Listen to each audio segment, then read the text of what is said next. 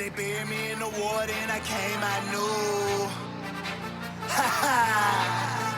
Now I'm baptized in blue. I'm a fighter, I'm a winner, never quit. I refuse to lose.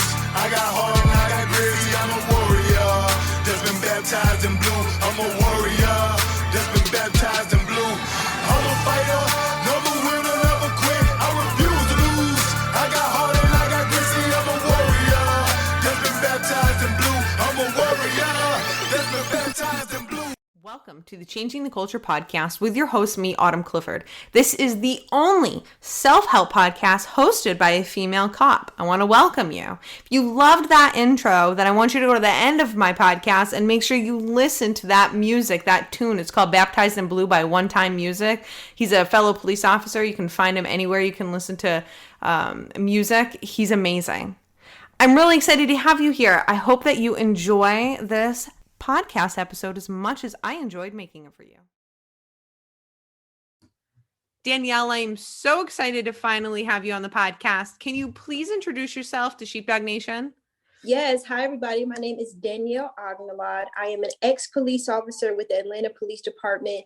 I was in Zone 1, which is Bankhead. So if you know anything about Atlanta, you know Buckhead. This is the opposite. This is Bankhead for about 8 years. And I've been off the department since 2018. Right now, I'm an author and I have my own clothing line. Girl, you're an author. What's the book? Tell us about it. So the book is called God Locked Out. And it's about just my experience and my relationship with God, which is very complex and weird and all over the place. And for a long time, I thought I was the only one. Like, hey, everybody else has this relationship, or they don't have a relationship, or they don't believe, and they're like set at what they believe. And I'm all over the place. I don't know if I believe. Do I believe? So just went through a lot of things. So that book is kind of me, you know, people seeing me walk through that journey of wrestling with God, wrestling with myself, and coming out on a side of being sure about what I believe. I love that. And so God Locked Out. Where can we get that? Where do we find that? Oh, it's on my website. So shop Lovebillboard.com. You can find it there. And so you have a company now. Yeah.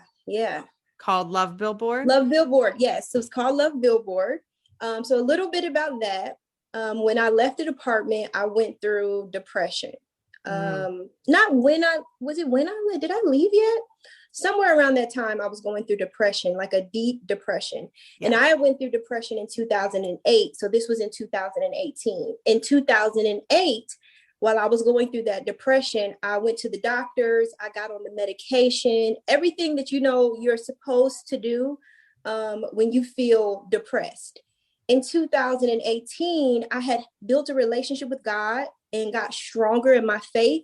And I said, you know what, I'm not going to do the medicine route. Not that that's bad. Not that that's, you know, right. I shouldn't do that. But I said, I'm going to go through this battle, just me and God, and see what happens. And I am not the most athletic person, but I heard something, and I would say it's God, tell me to go jogging every day. Now, I wouldn't tell myself to do that because I'd rather eat chips, you know. Yes. You know what I mean? So I knew it wasn't me talking to me.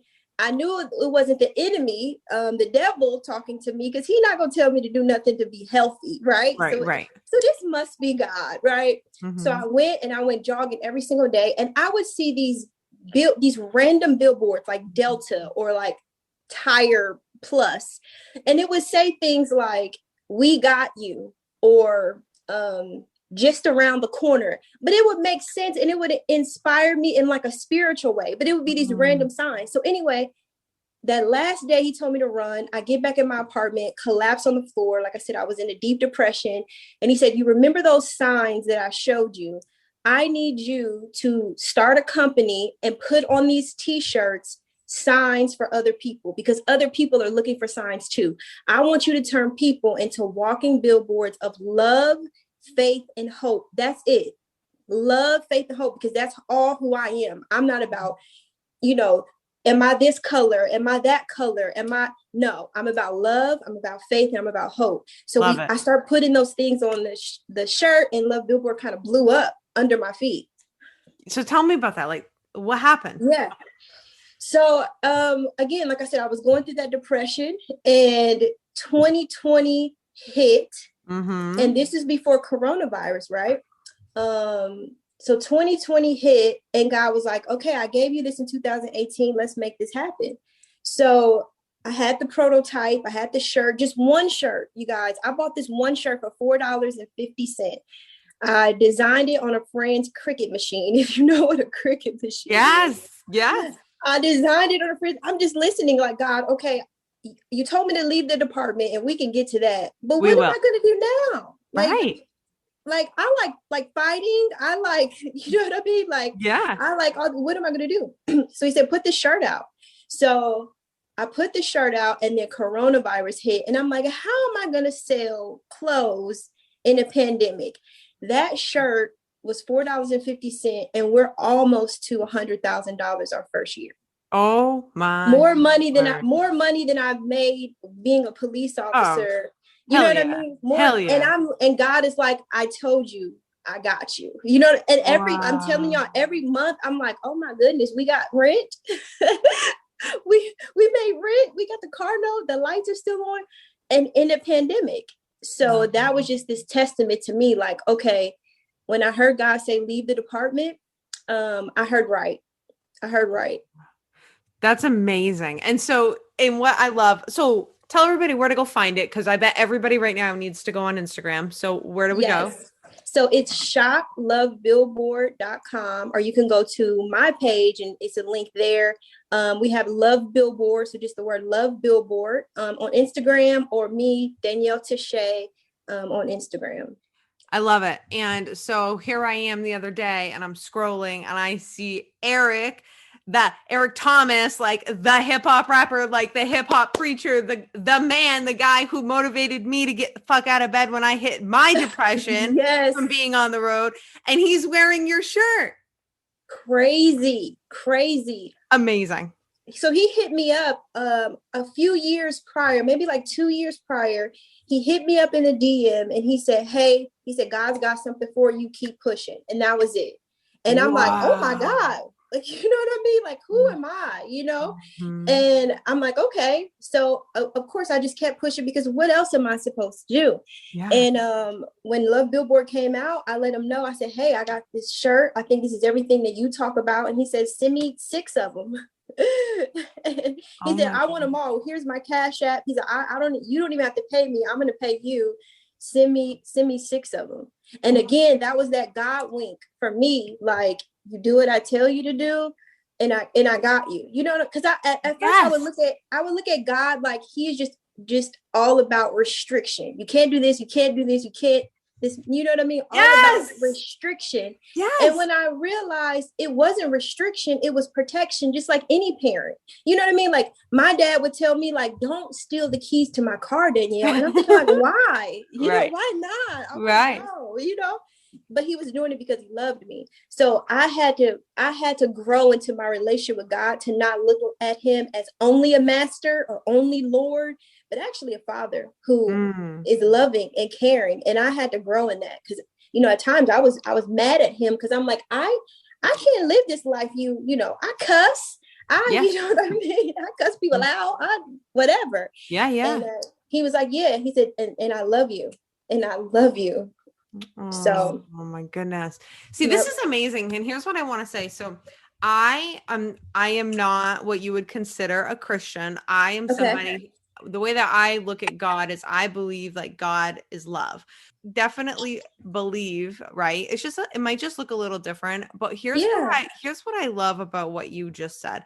As you just like, that was like totally the biggest thing, Danielle, is like, I don't ever want to feel like I'm constricted, right? Or like, because sometimes, like you said, it feels kind of like, well, you can't do this, and you can't do this, and you can't do this, and you can't do this. But the way that you're describing your experience is the complete opposite. It's the complete opposite, because I learned God through people that so people don't dislike God. They dislike the carriers of the message. Yes. We as human beings, we suck. If I could say it, like we suck sometimes. We could be ignorant. We could be immature. We could, especially Christians. If you think of a Christian, the first word that you say, oh, I'm a Christian. And the first word that people usually think of is judgmental. Yes. Judge, like, oh, I'm a Christian. Yeah, you're judgmental. You're going to judge me because I'm this. You're going to judge me because I'm that. And it should not be like that. And that's not the same God. The God that we are talking about is a God. He is a God of decency and order, but he is a God of love.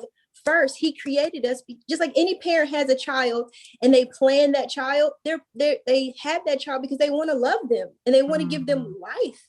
And so I had to not. God said, get to know me for yourself and not from what everybody else says about me. Because when you meet me, I'm not going to ask you what they said. I'm not going to ask you what they did.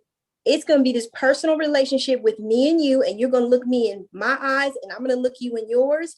And I want you to be able to get to know me for me. And I had to shut a lot of people out of my life for a moment, like pastors and preachers. And yes, I had to shut that noise, even though people meant well, but I had to shut a lot of that out and just spend time with God. And if you look at the word, that's what Jesus did. Jesus went and spent that time alone. So yeah, that's where that comes from. Absolutely. So what I teach and what I do, as we meditate, I'm like, let's quiet, shut everybody out. Let's tune. I believe you can, in order to, you got to tune in, right? We really need to tune in. If you really want to stand out, you really want to get in line, align yourself with God, with the universe, with love, you need to tune in. And so it sounds like that's what you did. And that's kind of how things have exploded. Yeah. I'm trying to find this. Let me see if I can find it really quick. So I think it's Joshua 1:8 where it says, meditate on the word day and night. And some people don't like the word meditation, but it's right there in the Bible.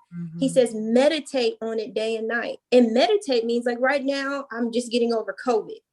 And that was very scary, you know, and then that caused an infection that I'm dealing with right now, where I'm about to go see 5 doctors, starting tomorrow, specialists on what I'm going through.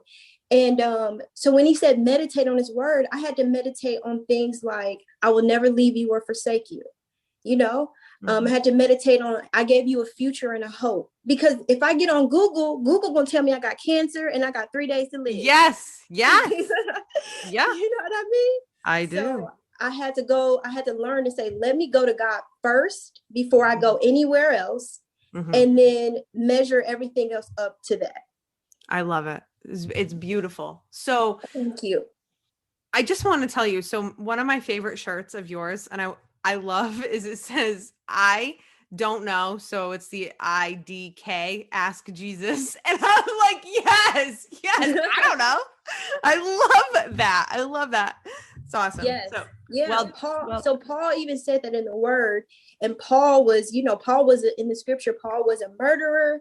He killed Christians. He then came to God and he wrote 3/4 of the Bible, right? So that just showed you how the mercy and forgiveness of God, because I think about myself and I'm like, yo, I'm horrible. And I'm reminded like, oh yeah, Paul killed like so many people and God still used them. So I guess I'm cool. So anyway, so Paul said, he was preaching to these people and he said, I don't know.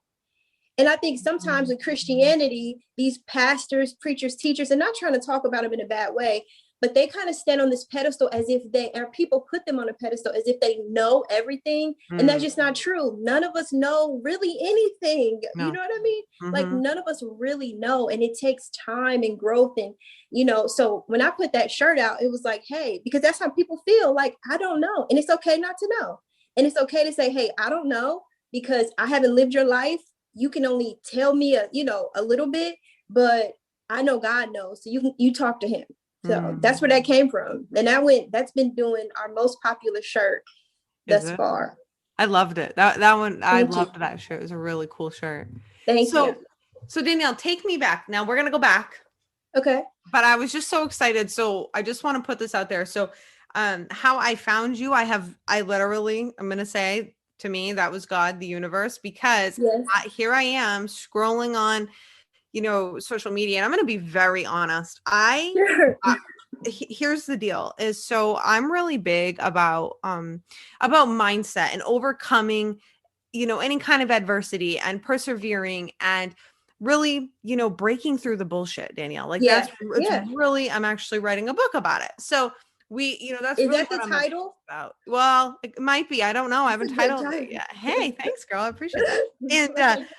And so, and I'm a police officer and I have my own story of like, I got injured and all these things.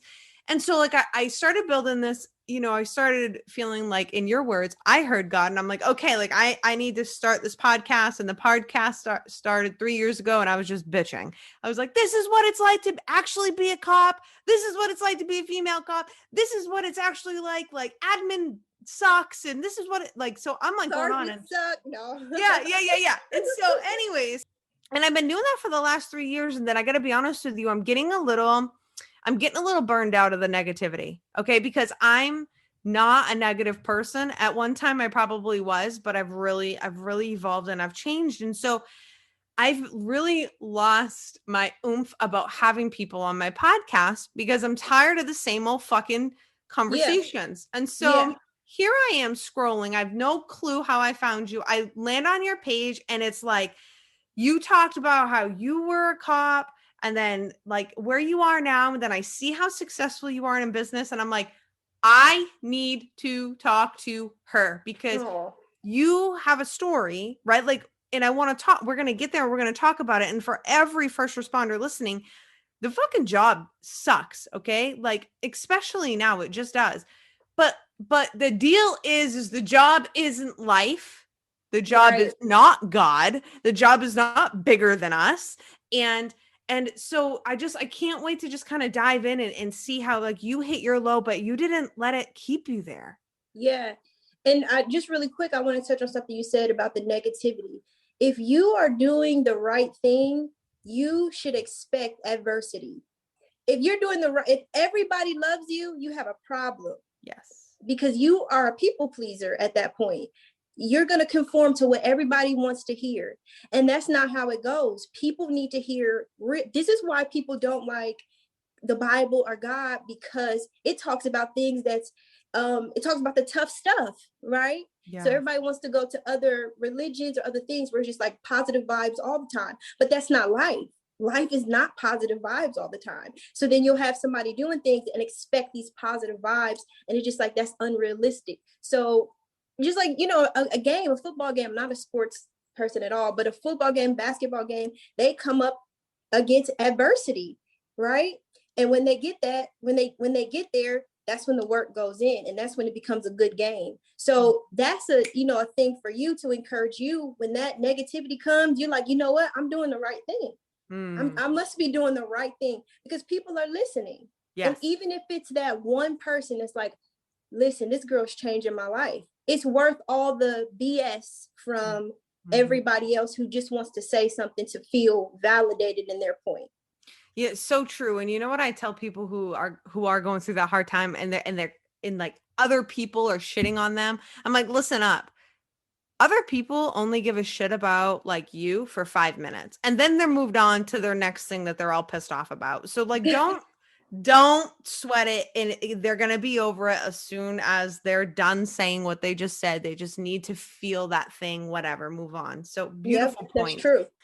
And I love what you said about if everybody likes you, you got a fucking problem because you do. And yes. And in my life, the more authentic I am to myself, it's scary, right? Because you seem to be a lot like me where, I'm out there. I'm like, this is who I am. And bitches who don't like it can be bitches. You know what I mean? I'm like, whatever, it is what it is. But it's scary. It's like, I'm not the person for you. So I know on my social media, I'm not everybody's cup of tea. So somebody might follow the page and be like, you know what, I'm not feeling her anymore and unfollow the page or make a comment. Well, then I'm not for you right now. Yeah. And that's okay. So you can leave or you can leave your comment, but that's okay. And it's all about also planting seeds. So I remember this one guy came to the page and he was upset about something that I said. And I'm telling you, maybe a year later, he follows the page again. And I'm like, oh, there he is. He disappeared. I know.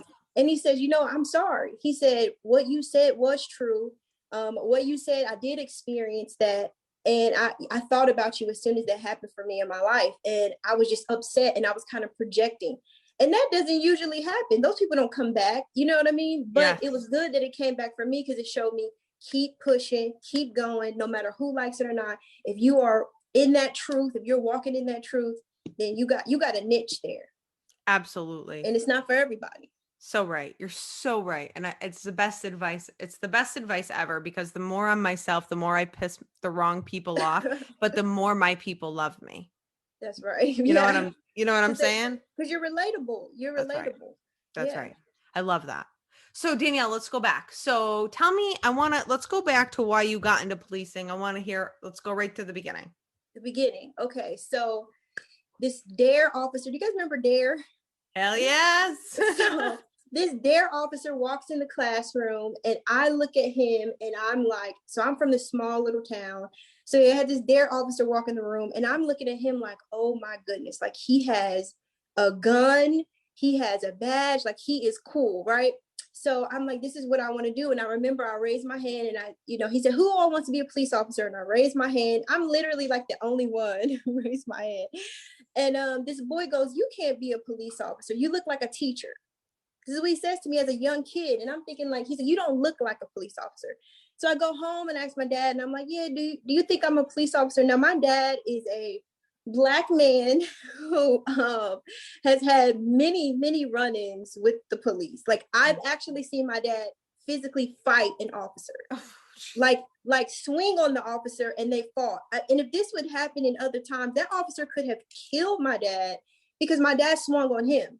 So this is the guy that I'm coming to, like, I want to be a cop. And he's like, we don't like cops over here. We hate cops. So, but he was like, look, he said, you do what God is telling you to do, right? He said, you do what God's telling you. So anyway, I leave home at 17. I move here to Atlanta. I felt this thing inside of me that I felt like, yes, my life was important, but other people's life is more important to me. It was just weird feeling like I'm willing to put my life on the line because, like, I was the type of person that if two people were arguing, I'm gonna jump in.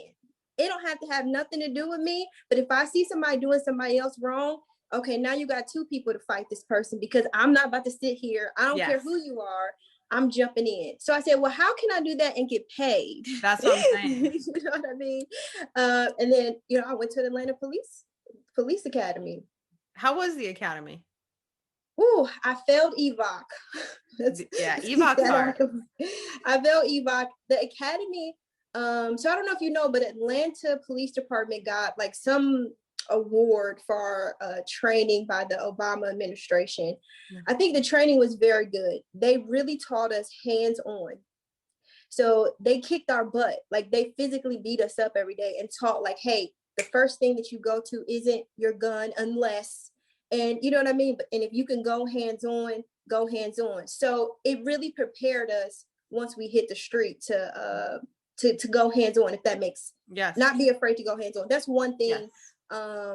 So yeah, it was really good. It was good.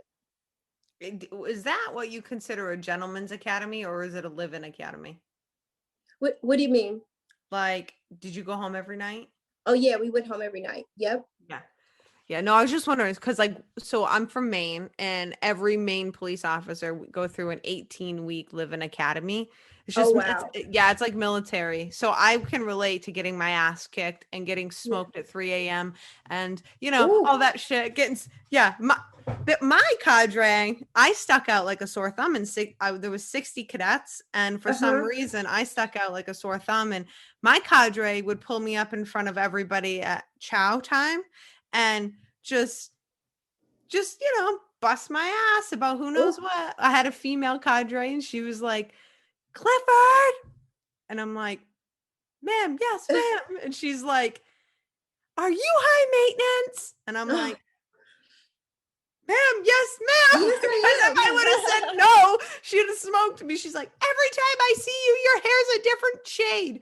Because what happened, my hair was falling out because I bleached it blonde and it broke right before the academy. So every weekend I had to like have all these like treatments done. So we were trying to get it back to be normal. Anyways, Yeah. so No, the same thing happened to me. I stuck out. I showed up with these nails on. Right? These nails. I was so happy when I could start wearing these nails again. yeah. Full face of makeup and a weave. You are right? so funny. And I'm sitting there, my weave, my makeup, and they're looking at me. And I remember I had one sergeant, she said, "You are not going to make it." And I said, "Okay." I said, "Watch me." I said, "You're going to pin my badge on me."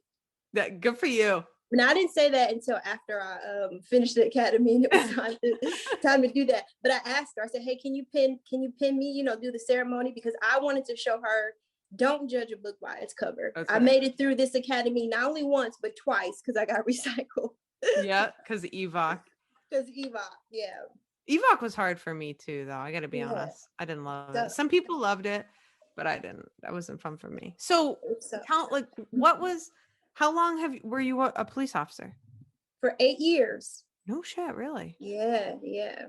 So, what was your experience? Like, why were you feeling like, would you say burnt out, or what do you think? Oh, yes. I got burnt out. I mean, like the third year.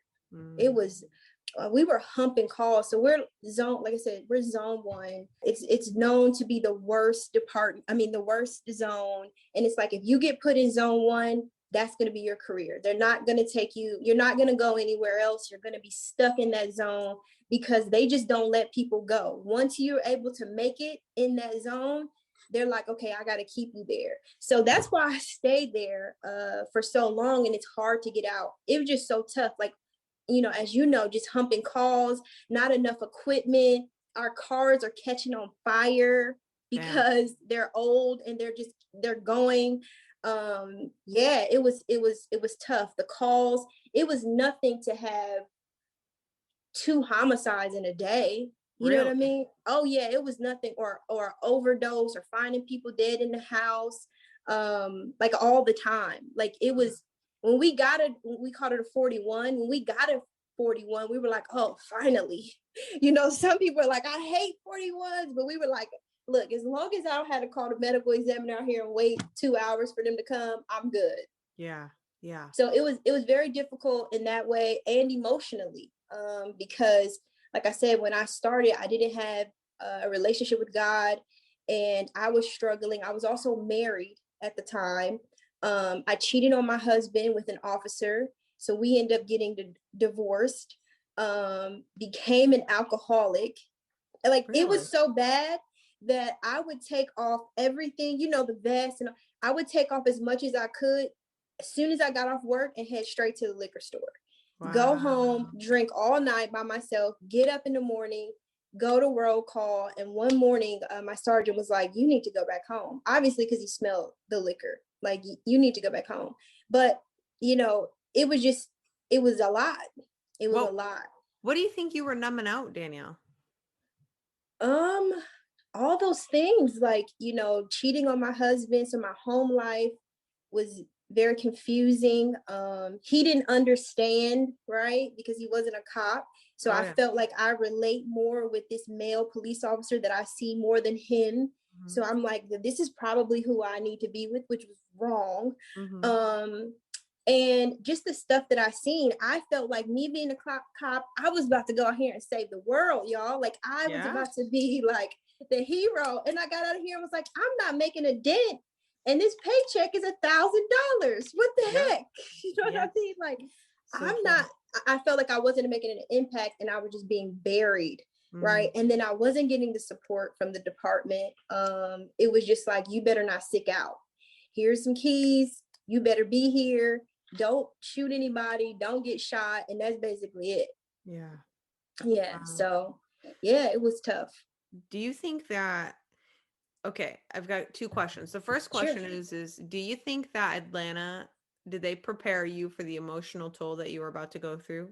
Absolutely not. No. On a scale of 1 to 10, not even a 1. No, that's common. At all. Most agencies aren't. So let's talk about those calls, because I'm going to be really honest with you. Sure. So I'm just a little girl from Maine who, like, our biggest city is like probably a town for you guys. Okay. Like, so, Boston is like a big deal to me, just to give you an idea. So, Okay. I was a city cop in Maine, but that's nothing like Atlanta. So tell me tell me about like how you handled all those calls and like what was really traumatizing for you? Like, do you have a specific call that you felt was Oh, traumatizing? oh yeah, for sure. Two of them always, I still think about them to this day. Mm, One call, it was on Valentine's Day. I'll never forget it. It was my very first call of the day. Um, a person down call. So you never know what that can be. And like I said, I worked in the Bluff. So it was it's a movie called Snow in the Bluff. If you look that up, it's going to tell you everything about Zone 1. okay. So I'm thinking like, okay, it's 7 a.m., 6:30 a.m. Like somebody's probably drunk on, I'm thinking like, and even though they train you to think the worst, I wasn't prepared. So I get to the house and this woman comes out crying. And, of course I secure her and I go in the house and it's two men in there just shot up from head to toe, just dead. Like this guy's brains was in his shit bag. He Oh, was not no. expecting this. The other guy was just flipped back on the couch as if he was laying down and got up and was shot. And they even shot the dog in the head. Oh, So it was just horrible. It was horrible. And of course, my backup and everybody comes and we secure the scene. We do everything that we, have to do. But that was it. You know what I mean? That was it. So it was just like, okay, clean yourself off and here's your next call. You know what I mean? And it sucks that you were on that for 4 hours because we've been handling your beat. You know what I mean? Like we've been yep. handling. So hurry up and get back to it. Yep. So that I didn't get to really wrap my head, you know what I mean, around that. Yes. That really stuck to me. The second one was I had a 12-year-old girl. It was a car accident. And when I tell you, this has changed my life, even driving now, because the car accident was so minor on the outside. But when I got there, this 12-year-old girl, and I'm sorry, this kind of, but I think everybody here cops. Okay. So her brains was all over the ceiling. Oh. And her parents kept asking me, is she okay? The whole time. And by that time, fire was there, and fire was like, hey, we can't do anything at this point. We're just, waiting on you guys to see what you guys want to do. And I put her parents in my car, and they're like, is she okay? And they have fragment all over them, They don't and even know. so she was laying like this. You know how you're driving and you're on the door and you're just laying down, and that's where the car hit. So the impact hit right where she was kind of. They were taking her to the dentist office, so it was early. So she was just like sleeping, and that's where the impact. And it was just everywhere. Her name is Damalia. I'll never forget because they were screaming her name, trying to get her attention because I wouldn't answer the question, was she okay? So, and it was the same thing. Okay, wrap this call up here. Let's move on to the next call. We had a officer who had to stop a woman, with this weapon right in front of us, of course. So that was traumatic. It was just a lot. And this was normal. Yeah. This was normal. This is like, oh, what happened? Oh yeah, that's crazy. I heard about it. This was normal. And it was no counseling. And one of my, so you know how you're in the academy? I don't know if you guys do this, but they give you a buddy, right? And you're with that person the whole time. So you have to go to the bathroom with that person. You have to walk in the hall with that person. You have to, and I guess teaching about partnership or whatever. So his name was Awe. So he was my partner. We were at Hell Week in SWAT, and it's this bell. So they kick your butt. And if you can't take anymore, you got to go ring the bell. And when you do, you're kicked out the academy. Damn. So Way's like, I'm about to ring the bell. My nickname was OG. And he said, I'm about to ring the bell. And I'm like, no, we got this. You know what I mean? Like, we got this. And he's like, no. So he walks over, he rings the bell, and they just treat him like crap. Like, get out of here. Go, get out of here.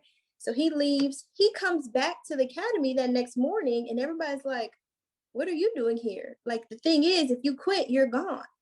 And so the whole class kind of treating him like trash because they're like, you're a quitter, you quit, whatever. So he ends up, coming to the department.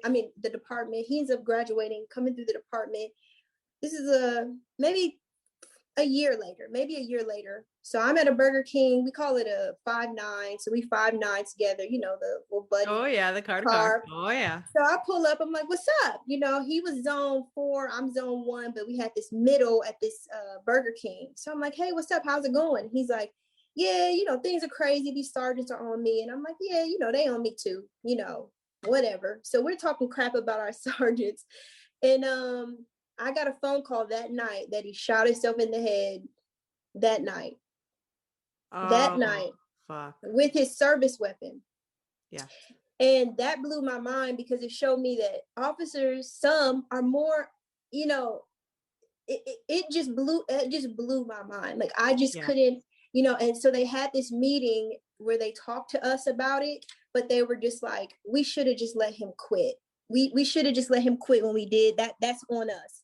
All right, let's keep it moving, and they didn't come to his funeral. And Danielle, that's the problem. And like you said, I mean, no one gives a fuck about you guys or anything else. Yeah. And that's when I knew they don't care about me. You know what I mean? Like they don't care about me. And that's when that hit me like, yo, this man just took his service weapon that night. It was such a shock because I had, how you just see somebody and I'm just sitting buddy with this guy. He's not really telling me everything because of this code of that you have to be so strong and you have to be like I wish he would have told me like, no, I'm having suicidal thoughts. So I went through that time of just blaming myself. Like I should have asked him more questions. I should have said something. Maybe he would have been alive, seeing how the department didn't even show up for his funeral. So, his family and friends are kind of looking like they don't understand why APD is not there, but they're like, hey, he didn't die in the line of duty. So, so those are a few traumatic things that just rocked me. Listen to her, a few. Let me tell you something. Normal people would be put right the fuck out if they dealt with this shit. So girl, this is humongous. So can I ask you something? Sure. Do you think obviously we've had a lot of political events, right? The George Floyd, we've had a lot of things go on. Okay. Yeah. In your opinion, do you think that because it becomes so kind of normal in the cities that to just kind of pull your gun because you're in like fucking gunfight, it's like you might feel like you're in gunfights and might feel like you're just constantly dealing with stuff like that. Do you feel like that is what perpetuates like these officer involved shootings that may or may not be justified? Like what's your opinion on it? I think that it's so, what's the word that I'm looking for? It's situational. Yeah. Like you can't group all of these things into this one situation. I know when all the people that I pulled my gun out on, it wasn't like the last one. What I mean? No, 100%. You know what I mean? It was never, this is just like the last time I had to pull my gun out on someone. Yeah. It was never like that. It was always something totally different. I don't know if that answers your question, but I think with everything that's going on, yes, I've seen some things and I'm like, yo, that was totally unjustified. That's horrible. And then I've seen some things being experienced as a ex-police officer, like, no, he shouldn't have done that. Like he got verbal commands. He didn't follow these verbal commands. And this is what happens. Right. But I think the department and the community don't have enough conversation. And I think that's on the role of the department to talk about. I think they don't have conversation. I don't think they have enough conversation with the community. And for me, especially the Black community, as far as where I was, because it's such I'm not saying just the Black community where we have to have these conversations. I'm saying in my experience, what a lot of people that I know, with my father being a Black man, my boyfriend being a Black man, my brother is a Black man, I am a police officer, and the miscommunication of what's expected from a police officer to a civilian interaction is so, it's so up in the air. And I think if they did having more conversation of what's expected, then we can come somewhere. And I actually held one of these meetings. I don't know if you're familiar with Morehouse College here in Atlanta, but it's an all boys college, HBCU, so a Black college. And we had one of those meetings, and it was really good. Did our chief come? I think maybe our chief came. Cool. Some other what we call white shirts, just higher up in rank. They came, and we had some young men there, some Black men, and they were able to, in a great environment where we were able to have conversation, and it was really good. And they left informed, and they were asking questions, and it was these simple questions. And they were like, well, when I get pulled over, why do I have to wait so long? And why do so many officers, why does it take 5 people like I'm a murderer? And not understanding, hey, if I pull up to your call and one of my buddies here that I'm on a call by myself, he's going to come by and check on me. Wouldn't you do that to your friend? And they're like, oh, yeah. So it's not really about me. It's about just checking on each other. Mm-hmm. Yeah. Oh, okay. I thought it was me. I thought, why is it 5 cars here? And it's we're really talking about what we're about to go eat once we get done with you. No kidding. No you kidding. know what I mean? This is what we're probably talking about. So we were able to break down some of those walls, which were great. That's beautiful. I think more conversations like that need to happen. Yeah, for sure. Okay. So basically, what brought you to the day that you were like, all right, I'm done. Fuck this. Okay. So again, my relationship with God, I'm in prayer, and God's like, you're miserable, right? And I'm like, yeah, absolutely. I'm miserable. I love helping people. I love people. And God was just speaking to me and was like, because I didn't call you to be a cop. This is something that you chose to do. And you didn't come to me, right? As your creator, you didn't come to me and say, hey, what do you want me to do with this life that I gave you? So you chose to be a cop, but God is such a gentleman. He's not going to force anything on us. And a lot of people think that he's a gentleman and he is not forcing anything. And he protected me, through that whole time. And I said, okay, God, what do you want me to do? So really quick, I'm going to try to make this quick. So my testimony is that, okay, my husband's gone, right? We just divorced. He divorced me. I'm an alcoholic. I'm hating my job. I'm just rock bottom, right? I'm going to see counselors within the department, but that's not working. You know what I mean? And I have supervisors like, you need to get back to work. You know what I mean? When are you coming back? Right? So that pressure. So I end up going to Ohio. I'm from a very small town in Ohio. I end up going there, and it was around my birthday. So of course I'm going to go to the club, it's my birthday. Yeah. So, my dad throws this party for me at the club. This girl is there. I've never seen this girl before a day in my life. But the day before that, I said, God, it's a new year for my life. I feel you calling me, but I'm not ready. I'm not ready to give up, because I'm looking at him, like I said before, like this master and not a protector. So I'm not ready to stop this, and this. So just give me some more time. So I go to the party, meet this girl. Well, I'm at the party, and this girl walks up to me, and she's like, hey, I follow you on social media. And I kind of got that a lot, really? So I'm like, okay, cool. And she was like, yeah, I heard you were in town. I came to the party, and I want to meet you. So I'm like, great. So she's like, can I get a picture with you? No problem. So we take the picture, and in the matter of the iPhone camera flash, she falls like this, face first, right? Face first. And I'm looking like, dang, she almost pulled me down, like in my birthday outfit. You know what I mean? Like, a Black girl don't want to fall. Yeah. Not in her birthday outfit. Yeah. So I'm, I go to try to help her, and something in me was like, help her. Her friend runs over and was like, oh, she's just drunk. But I'm a cop, so I'm not going to leave somebody just on the ground, right? Mm-hmm. So I realized her eyes are rolling in the back of her head. So, my dad's with me at the club, because, me and my dad. Mm-hmm. So my dad's like, come on, let's take her to the emergency. So I'm doing CPR. We get her to the emergency room. They rip her from my arms. I felt something when they took her away from me. Like I can't even explain it even now. They start doing CPR on her, and then they start putting this tube down her throat. Oh no. I couldn't understand that at the time. I'm like, and so I couldn't understand that. So he says, what does she drink? And I'm like, I don't even know her name. You know what I mean? Like, Mm-hmm. well, what did she eat? If I don't know what she drank or her name, I don't know what she ate. She asked me for a picture and we're here. Yeah. And about 15 minutes later, the nurse walks over to me and says, I'm sorry, we lost her. And she had had a massive heart attack. And in that moment, I heard God, and of course not audibly, but say, yesterday you asked for more time, didn't you?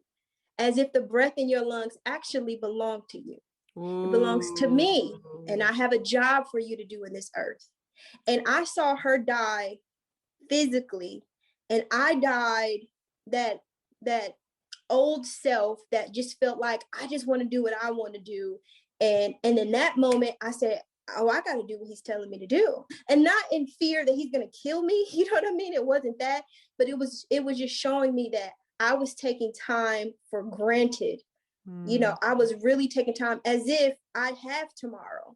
You know what I mean? Not realizing like, this is a gift. Every single moment we're breathing, alive, we're living, we can talk, we can see.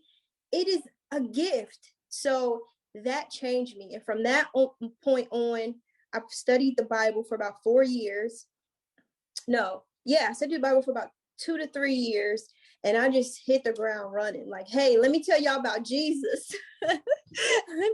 Everybody who would listen, let me tell you how he has changed my life, how he is real, and what I went through. I get back to Atlanta, right? Just had this crazy experience. Get back to Atlanta, and I'm not only am I physically burnt out, I'm like, what am I doing here? Yes. So I'm driving down the street, y'all, and something told me, I'm not gonna say this God, something told me I didn't want to go to this 911 call because my hair was like on top of my head that day. I was looking crazy. So I'm like, let me go back to my POV, grab my hat, and I'm gonna head to this call. So I go back, throw my hat on, I'm headed to the call. The call escalated. So of course I put my lights and sirens on. I'm going there, and a truck comes out of nowhere and just slams right. What is it called? T-boned you? Not T-bone, but just head first. I don't know. Head first, or whatever that's called. I jump out the car because I didn't want to be in there. It was smoke everywhere, and I jump out the car. My leg was dislocated. I fell to the ground. Y'all, my patrol car is still driving at this point. It's like still going forward. Oh my God. So I get on desk duty, of course. So now I'm sitting on desk duty, and I'm like, I need to go. So now I am just emotionally, spiritually, I'm out of it. Now, when I say I started having suicidal thoughts, I'm not going to say suicidal thoughts, but I was having thoughts like, I don't want to be here anymore. Yes. I don't want to be alive anymore. Yes. Because I lost my husband. I'm an alcoholic. My job is horrible. I'm not making an impact. I'm sitting on desk duty. I just got in an accident. I want to die. Yeah. You know what I mean? Like, I think dying would be easier than this. So they end up putting me on, what is it called? Third shift, or morning watch. Okay. They end up putting me on this desk duty on morning watch. So from 11 to 6 a.m. And I was trying to tell them like, hey, I'm on medication. So I can't be up that late. You know what I mean? All night. And, and I'm falling asleep and everything. So it just got too much. So then a friend of mine was like, you look horrible. You should go to the ER. So I went to the ER, and they were like, you're totally dehydrated. Like that's pretty much, it's anxiety. You're dehydrated. You just need some time off. But I knew I couldn't get time off. I knew I couldn't go to the department. I knew they would call me crazy, or 24, the word that we call. Yes. I knew there was nowhere for me to go. And then at that moment, again, I hear God, and he's like, will you finally let go? Will you finally let go? And it's up to you. And I called my supervisor, that sergeant, and I said, I'm done. I said, I'm not coming in. And she said, oh, you are coming in. And I said, no, I'm not. And I hung up that phone. And that was the last time I walked in there as an officer, and I slept so good that night. When I tell you, I didn't have to worry about paperwork. I didn't have to worry about asking for time off. Yep. I didn't care what was going to happen. I slept like a baby. It was just like all that weight of the department felt like it just came off my chest. And I felt like God was like, this is what I was trying to give you. This is what I was trying to show you. So I love it Yeah. so much. And so what did you do? Like in the meantime, like while your business was growing, what did you do? Oh, I panicked. I panicked and I worried and I stressed and I cried and I spent my money. I spent all the money I had. I moved in with a family member, so I had to humble myself because I lived in Atlanta. I worked my EJ $60 an hour. You know what I mean? At Benihana that I had been on for 3 years. So I was making my money, nice little, apartment. And now I'm at my aunt's house, sharing a bathroom with somebody. Yeah. Mm-hmm. And I'm like, man, and then losing that title of like a cop. Yes. You know what I mean? Like I'm a civilian, ill. You know what I mean? Yeah. So happy to kind of go through that. But then again, God was just like, you're never going to get to this place with me unless you just let go. Yeah. And that's the hardest part for people to do, especially somebody like me who wants to be in control of everything. Mm-hmm. Let go. And I just said, okay, like I'm going to let go, but I'm still about to ask a lot of questions. Mm-hmm. You know what I mean? And I just had to go through that. I had to just go through that until things started to turn around. I feel like God, he cares more about our character than our comfort. Yes. Right? He's like, I want to change your heart. I want to change your character. And if that causes you to be uncomfortable for a while, you'll make it. Mm-hmm. Right. Yep. Mm-hmm. I love it. Love it so much. So Danielle, what do you want to leave everybody with? I think the first thing is you can't help anyone unless you're healthy. Unless you are healthy. Like, you can't pour from an empty cup. And you taking care of yourself is not, because I feel like first responders are people who put people before themselves. They are. Mm-hmm. They're loving, caring people who put people before, but also have to understand in order for you to do that, you have to make sure that you're okay. And it's okay to step back however long you need and not letting anybody rush you or push you or make you feel, no, I need to step back. And I need to get healthy, whether that's because the brain is a muscle like anything else. Like if somebody broke their leg, people would give that person time to walk again. Mm-hmm. But if you are mentally going through something, you don't get that same time. Right. You know what I mean? Mm-hmm. So treating your brain like this is a muscle, my heart, this is a muscle. And if it's weak, I can't be any good to anyone. So I would take care of yourself. Take care of yourself. Yep. Absolutely. I just couldn't agree with you more. You got to be selfish. You got to fill that cup up. Danielle, where can everybody find you on social medias? Yes. So it's Danielle Ta'Shae on IG, and all of my information is on that page. Cool. So that we can get to your shop from there?